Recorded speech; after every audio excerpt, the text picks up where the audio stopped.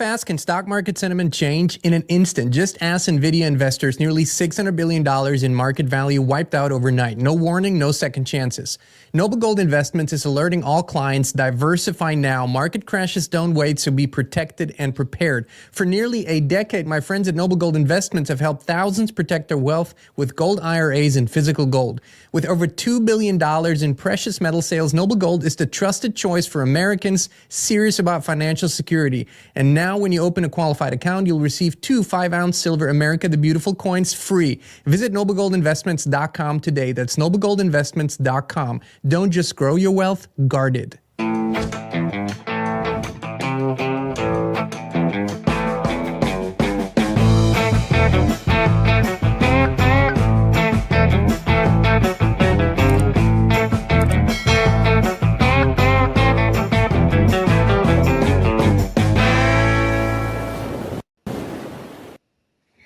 Hey, Inspire Tribe, my fellow freedom lovers. It's John Nolan here. Thank you so much for tuning in. It is Friday, February 14th, 2025. Happy Valentine's Day out there, out of the matrix into prime reality. Here we are, one day at a time, one soul at a time, doing it together. Thanks for being here with us on X, Rumble, and YouTube. You know, I hear a lot of voices lately.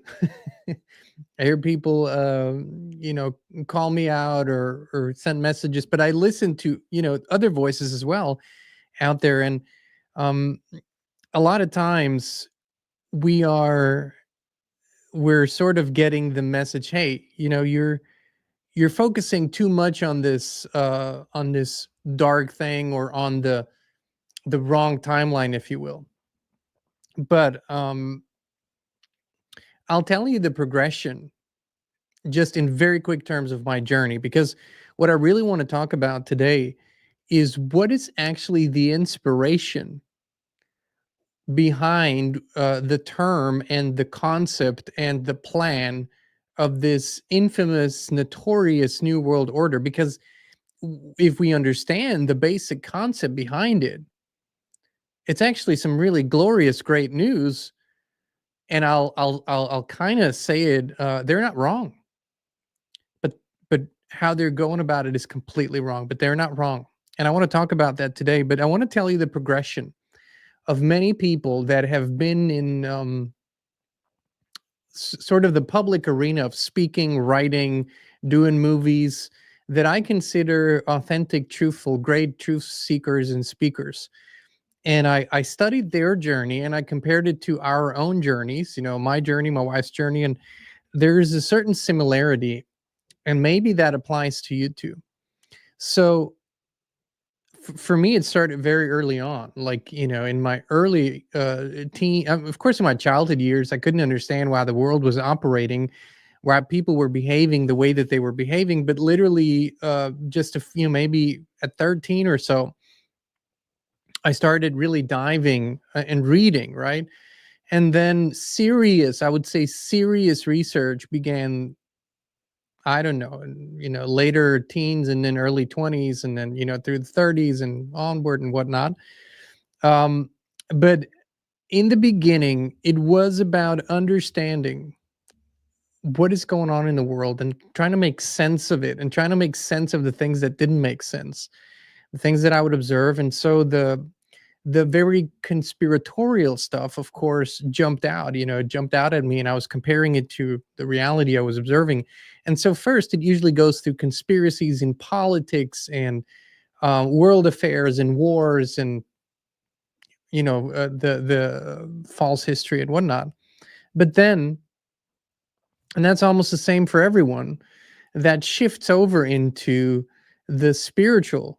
You know, the who am I? You know, what's beyond this? What are we connected to? Where do we come from? Why are we here? All those big questions, right? And very soon into this, if you really lean into it, if you really give yourself to it with your heart and spirit, you know, you sort of come to this conclusion that, you know, that what's happening on the world arena stage isn't really real compared to this deep, much, much deeper, bigger stuff that you experience in the spiritual realm. And ultimately, you come to this a lot of people, at least that I know, come to this space of experiencing in one way or another unconditional love, and we're connected, and oneness and beauty.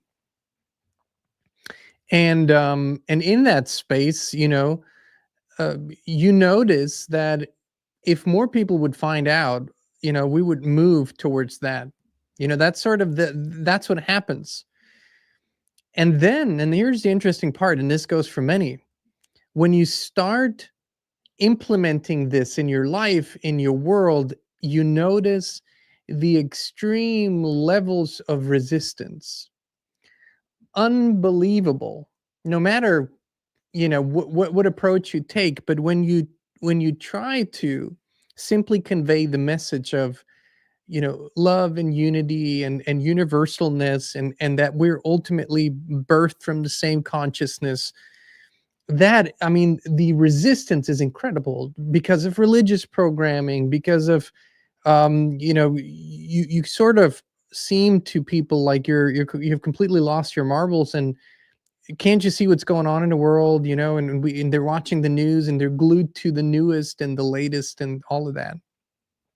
And so then you realize, and this again, it's what happened to me, it's what happened to many others out there, is there is an educational sort of component to this, right? And there's also almost a duty to pay it forward, that which others who came before us have done, and now we do it on the next, to the next and the next level, the next generation and whatnot. And so you notice that there is an incredible importance in properly, truthfully, and authentically explaining what is truly transpiring to the best of our abilities. And when it comes to this part, a lot of people are conflicted. Should we talk about this? Should we really should we give it that much attention? Should we lay it out to people over and over again until they understand it? And I want to say that somebody's done it for us. Somebody was willing to write the books, and back in the day, it wasn't even internet. It was writing the books and give the speeches and do the seminars and do the retreats and provide enough comprehensive bodies of information so people could wrap their minds around it and then dive in more with their spirit. And so here we are. And some of the concepts that were known in the conspiracy, truther, freedom community have been sort of lost on the new people moving in. And in the last 5 years, a lot of new people have moved in this greater community of people who are truth seekers. And a lot of the intricate details and the fine print, the intricacies of this grand conspiracy, if you will, are lost. And as I have said so often, unless we identify the problem correctly, we cannot come to the correct solution. That's why so much time is invested in this. It's not because I love dwelling on this or because that's where naturally my interest goes. It's because the deception has reached a new stage. And with that, a new necessity for greater clarity has come. So let me play a clip here for you, a few minutes, of a few of the voices that sort of give an overview from a time where the New World Order as a term, as a concept, was much more talked about, unfortunately, than today. So let's look at this clip together for a moment, and then we're going to dive deeper into the beyond, the behind, the real inspiration for this New World Order. What is this really all a bloody bout? Well, I remember, because I'm old and I've been doing this a long time, back in the 1990s, when it was very much part of the alternative media analysis, that the plan was for a North American Union, a fusion of Canada with the United States and Mexico, basically mirroring the European Union, because the more you centralize power, the more power the few have over the many. And the line was in the 1990s that this NAFTA, North American Free Trade Agreement, was the stalking horse for eventually this political economic fusion of those countries. Now, here's another map which came out of the Club of Rome. The Club of Rome was created in 1968 to use concerns about the climate and the environment to justify centralization of power. And of course, they've done it ever since. And human caused global warming is all part of that package, that approach. And they came out with a map of how they wanted to break the world up into regional groups, which of course would be controlled centrally by a world government.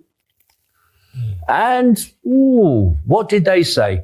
They wanted a fusion of the United States, Canada, and, Greenland. For the first time in history, foreign policy has become global. Communications are instantaneous, and there exist problems which are genuinely not national, like environment, nuclear proliferation, and similar issues. So in this sense, we are living in a new world, and a new world order will emerge.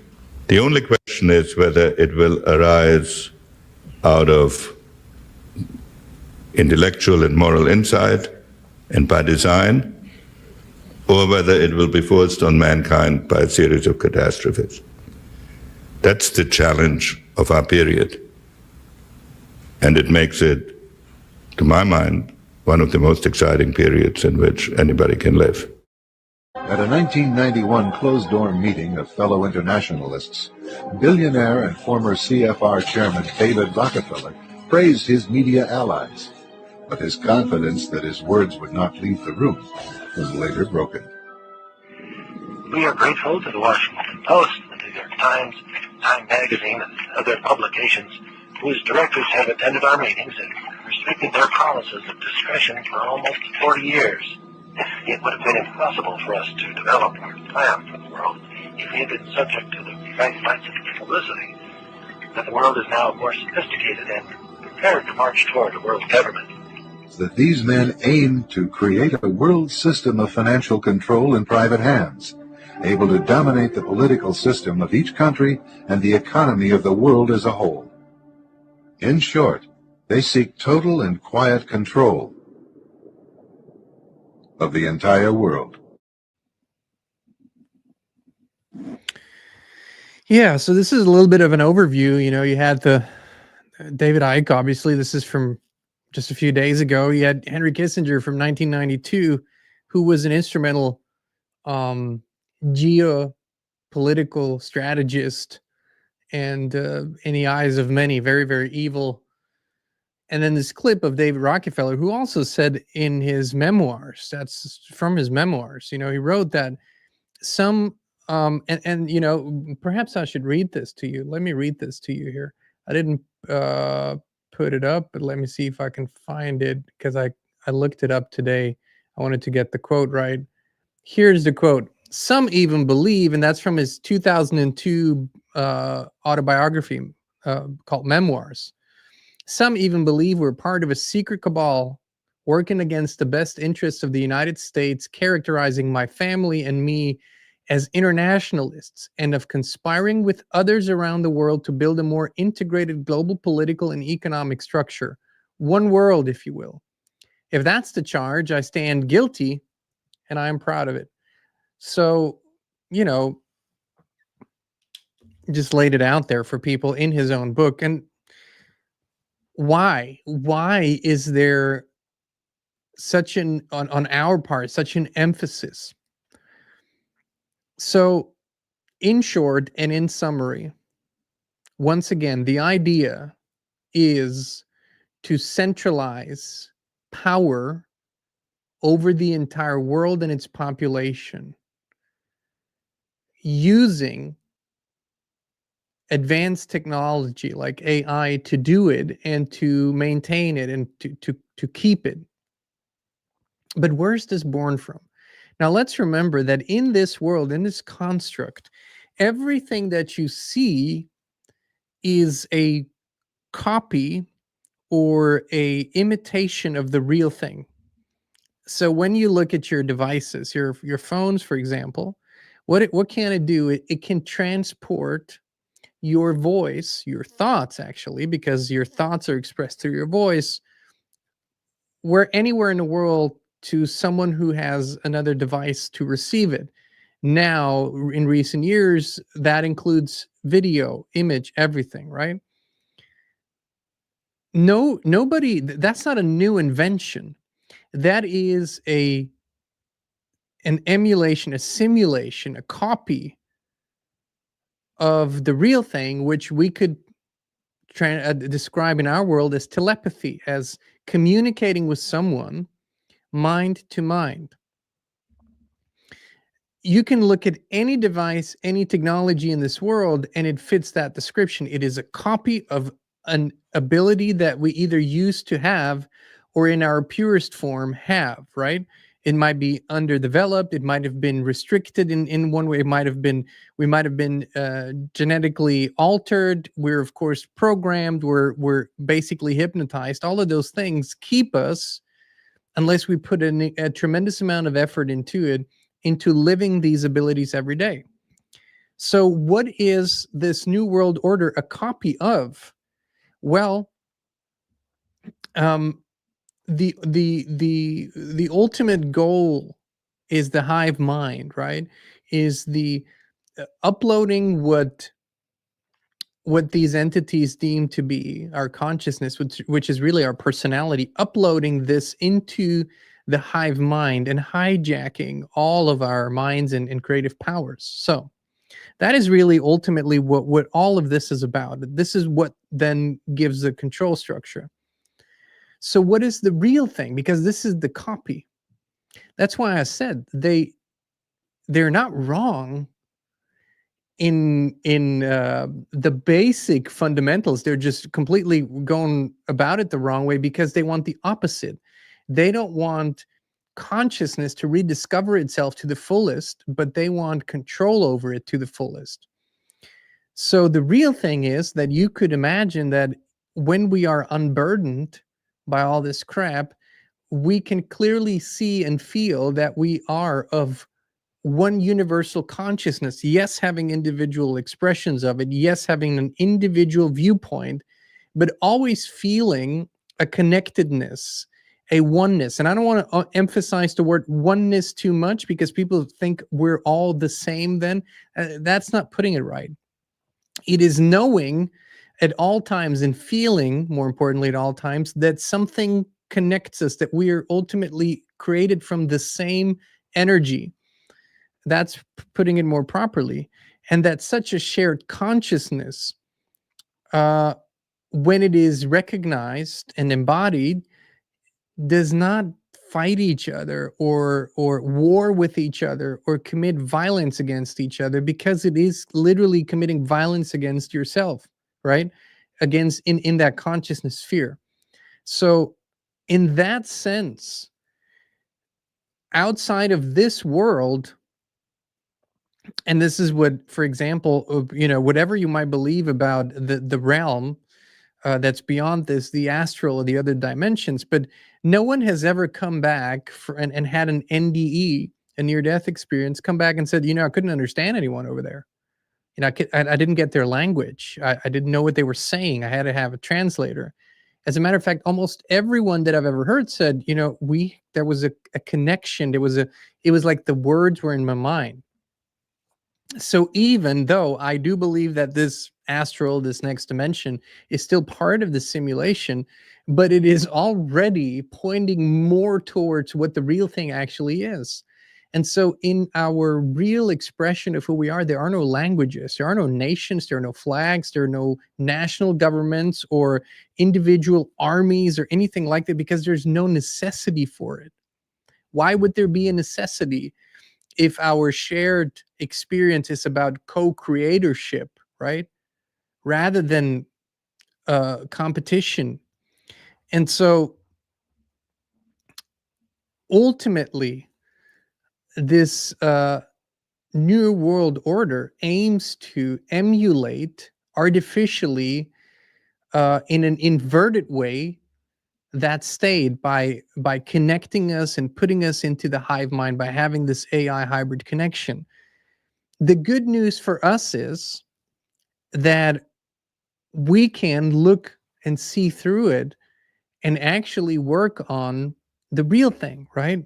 By, like we always said, by connecting to that highest form of yourself, realizing that on that level we're all connected. If you can even hold that as a sort of knowledge, not necessarily, you know, I'm not saying go and condone what people are doing, and when they're committing horrible things, simply, don't do anything about that. But on a higher level, realizing that we are all connected. So that's the one thing that we can do.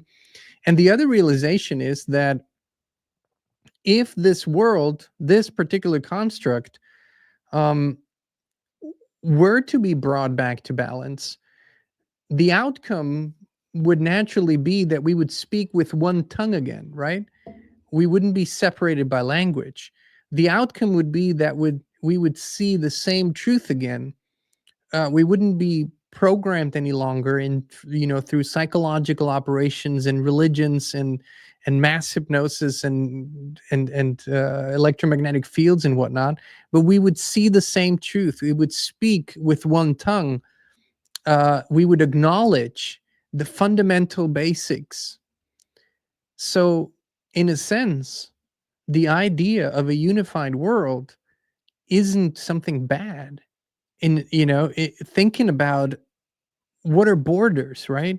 Borders are currently still necessary, but artificial lines that some entities who came before us put there that divide nations, and sometimes it's very blatant.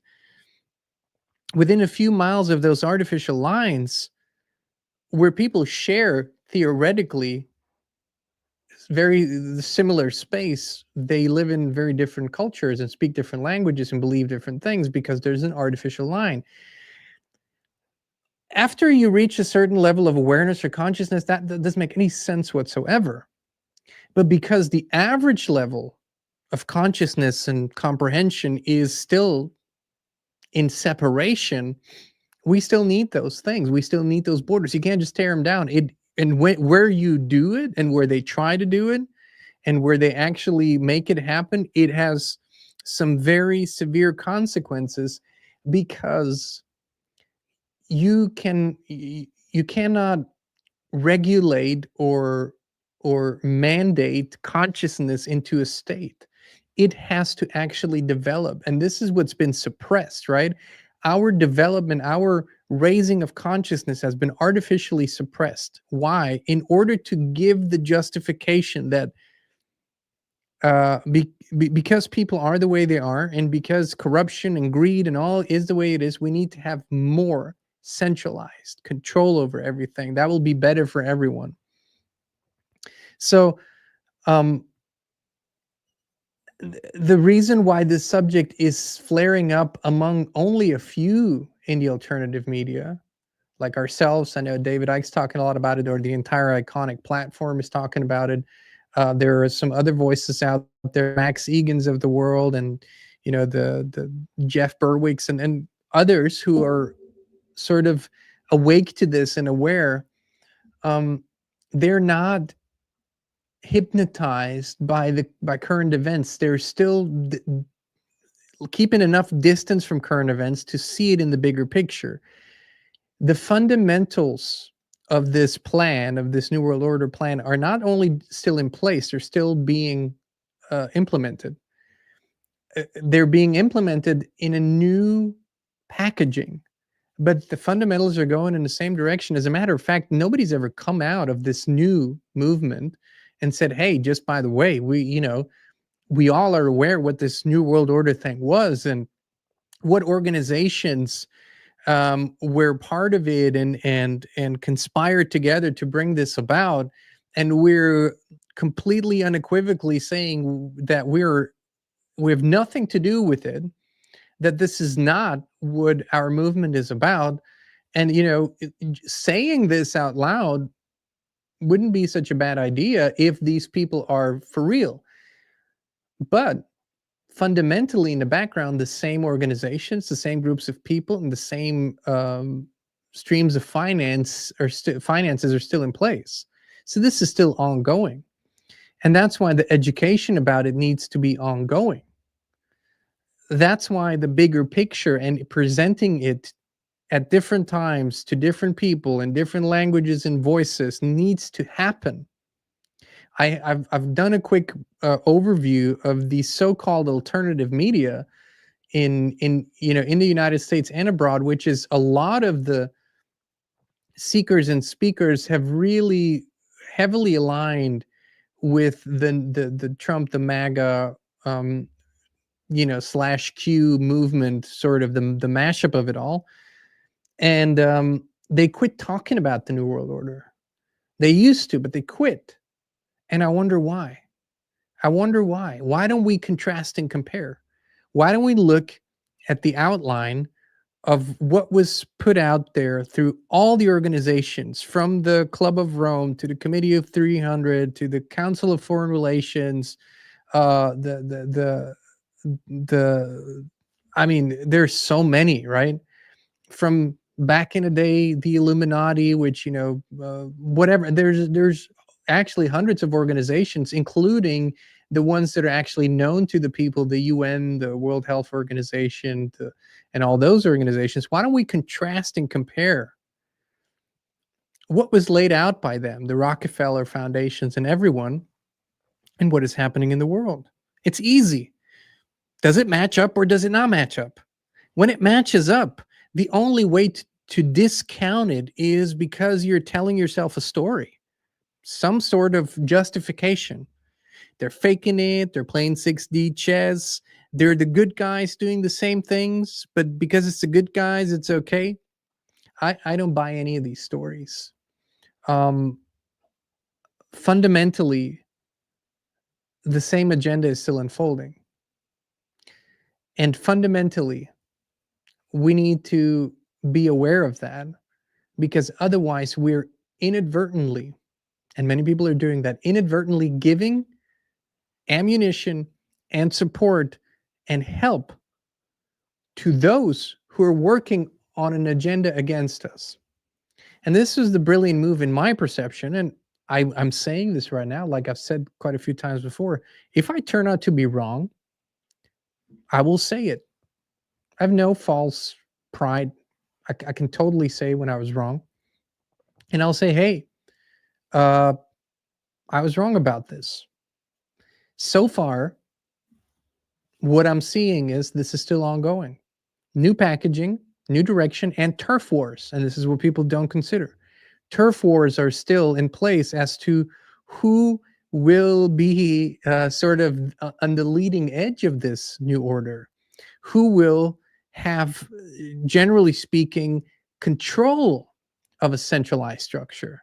Of course, there will always be turf wars around that, because just because the general plan is unified doesn't mean that the intricacies are unified. What organization do you know? Think of the mafia. Every family of the mafia has a structure. They're generally moving in the same direction. They're sort of unified on what they want to do and what fields of business they want to be in. But that doesn't mean that there aren't turf wars.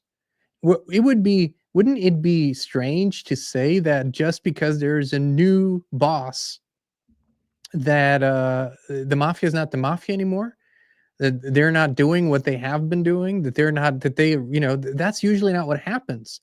It just means there's a turf war, a realignment, a readjustment, certain little intricacies are being changed, but generally speaking, mafia is still the mafia, right? The general structure is still the general structure. And I wish that we could step back from this naive childlike and traumatized perspective, because that's why it's so hard for people to see they were traumatized. So to acknowledge that, and to admit maybe to ourselves that we've been hoodwinked, or that we were played, or that we got tricked here, that might be painful, but nothing compared to what the end result would be. And so if we can go a step beyond and look at the real thing, we are already on small levels experiencing the real thing of a unified order, where thousands, tens of thousands, sometimes hundreds of thousands, millions of people at the same time feel a connection. They feel that they're unified through the maybe comprehension of certain truths, but also through intention.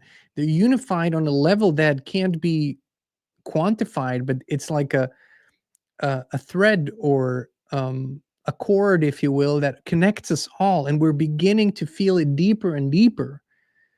And that allows us to, even though you might be in Norway, or in Vietnam, or in Italy, or in Serbia, or whatever, and even though you live your life and you have your structure and your things, we're still moving with the same intention in the same direction, which is a sign of unity consciousness, right?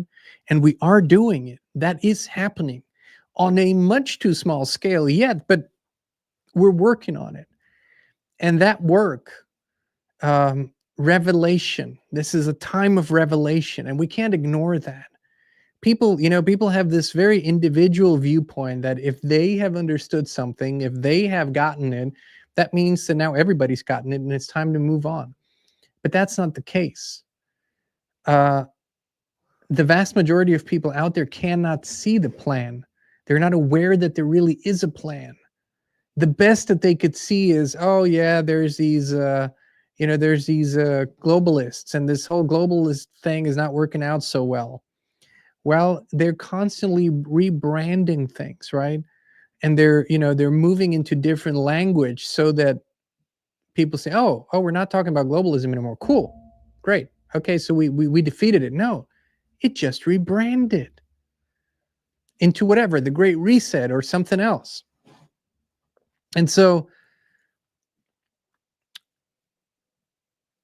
giving enough space, so that when we have these conversations with friends and family, and when we show them the books and the movies and the documentaries and the proof in the real world, so that eventually we create an environment where the penny can drop over and over and over again until it sinks, until it really sinks in, this truth. And we're not there yet. If we were, there would be no necessity, there would be no interest in this any longer. This subject would be put to rest, because you don't discuss something that doesn't have any energy or necessity to it. It wants to be seen. It wants to be seen now more than ever. So that's why we help make it seen. But the truth behind it is that we are expressions of infinity, of the infinite source, which is different to me than the God that most people pray to or worship. The God that, in my perception, most people pray to or worship is the God of this world. And if you look at this world and really study what it is, you might come to the conclusion that the God of this world is not source or prime creator, but quite the opposite of it. Those are sort of my understanding as it is right now, and that keeps developing too, right? If I would ever sit here and say, hey, I got it, I figured it all out, I don't think that they could come, because there's always an expansion, always more to see, more to feel, more to comprehend. So the good news is there's a real unifying order that we can return to. The bad news is that they have imitated that and copied it and inverted it into an order that mimics as this unified order, but actually suppresses the very thing that makes us us. Yeah. And by the way, Christine couldn't be here today. I know people were asking, but I forgot to say Christine couldn't be here today. So this is where we stand on this subject. Yes, I fundamentally think that this huge these huge transformations that are happening in the United States currently, and that are having ripple effects on the world, and which to some degree were prepared with other world leaders, are still part of that plan. If they have a different idea, if they have hijacked that plan and altered it, if they want something different, it's time to say it. It's time to say it and seek consent by the people.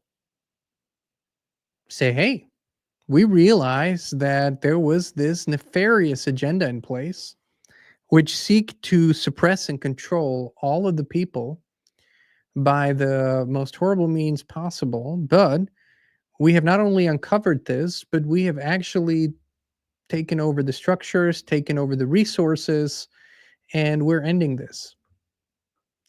And we will support, to the best of our abilities, the expansion and rising of human consciousness, which is what is needed. Without it, we don't return to the real thing. But so far, neither the words nor the actions say that. Right? If I'm missing something, by all means, by all means, show me. But so far, oh, it's all good, my girl. Montana is sleeping here next to me, our German Shepherd girl. But what I'm talking about is evidence, not stories, not 8chan, 4chan forum posts, drops by Q, not interpretations according to one's belief system. I have to constantly check myself, right? And say, hey, are you looking at this through a preconceived lens? Are you looking at this because you already believe it and you're looking for confirmation, which is called confirmation bias? Or are you looking at this information in a neutral way and going, okay, what does this information tell me? Now I'm connecting it to that and that and that and that. And what is the picture that emerges? And so I have pushed my own reset button numerous times and looked at it with fresh eyes, considered different options, considered different explanations. But an explanation is already sort of the human mind trying to justify something. So when I simply look at the facts in front of me, the money streams, the groups aligning, what those people have expressed in the past, who they have worked with, what they have worked on, where their money has gone, what their money is currently going into, what their plans are written on paper, putting it out there in the open. When I consider all of that, I don't see a deviation fundamentally from the direction. In order for me to see that deviation, I have to believe stories. I have to believe channelings and all kinds of stuff. And not to discount the ability to receive information from other spheres, not at all. But if I look at the facts in hand, I still see the New World Order moving forward. So we'll do what we have been doing, and we'll continue to do it every single day. All right, my friends, thank you for tuning in. Thank you for being here with us. Christine and I will, we're trying to make it happen this afternoon, do a honey talks where we both are on camera and talk about some of the things we feel are important and answering questions on locals in the Inspired community and locals, either today or tomorrow. It'll happen. Lots of things to talk about. And we'll hear from Christine, which, I'm really excited about when she jumps on camera. So that's happening at inspired.locals.com. We'd love for you to join us there for all the coffee and truth and the community and all the beautiful stuff that's happening there. All right, my friends, we love you. We appreciate you. We'll be back with you again very, very soon. You looking for like-minded and like-hearted people to connect with? Then the Inspired Community on Locals is the right place for you. You can post, comment, share, and connect with others, and our shows there are completely uncensored and unfiltered. It's stuff we can't talk about here. It's such a great community, and there are zero trolls. We keep the subscription fees super low, so 19 cents per day keep the trolls away. Join us today at inspired.locals.com. We can't wait to see you there.